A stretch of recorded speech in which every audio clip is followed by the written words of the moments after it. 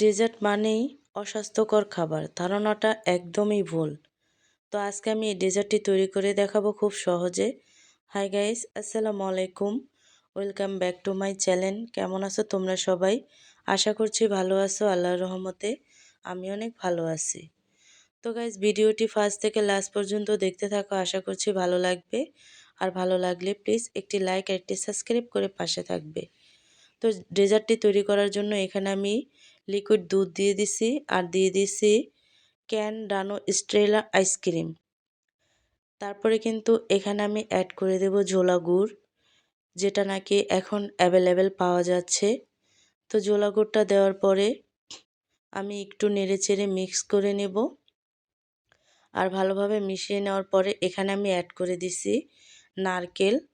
আর তোমরা ফ্রেশ সাদা নারকেলটা অ্যাড করতে পারো। তারপরে কিন্তু এখানে আমি অ্যাড করে দিছি জ্যালোটিন।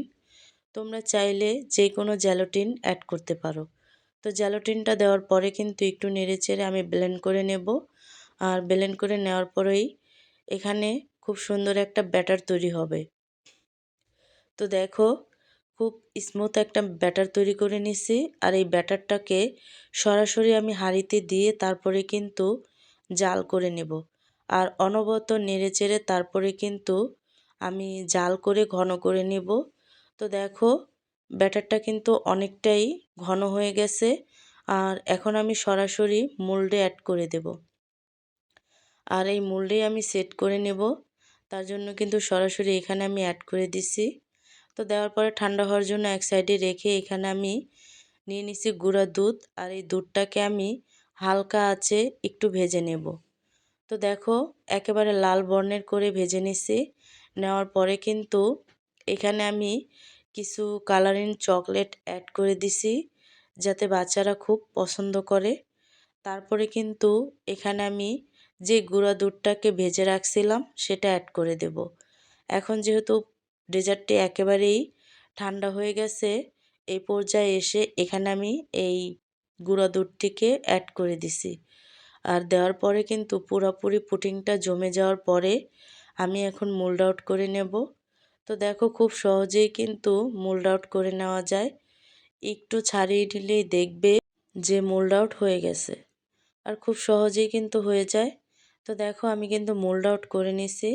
আর খুব সহজভাবেই কিন্তু মোল্ড আউট করে নেওয়া যায়। আর আমি তোমাদেরকে একটু কেটে দেখাচ্ছি। তো আমি পিস পিস করে কেটে নেব আর কি, ছোট ছোট টুকরো করে। তোমরা চাইলে অন্য যে কোনো সাইজে কেটে নিতে পারো। তো এমনি দেখতে একটু ভালো লাগবে, তো তার জন্য কিন্তু এভাবে কেটে নিচ্ছি।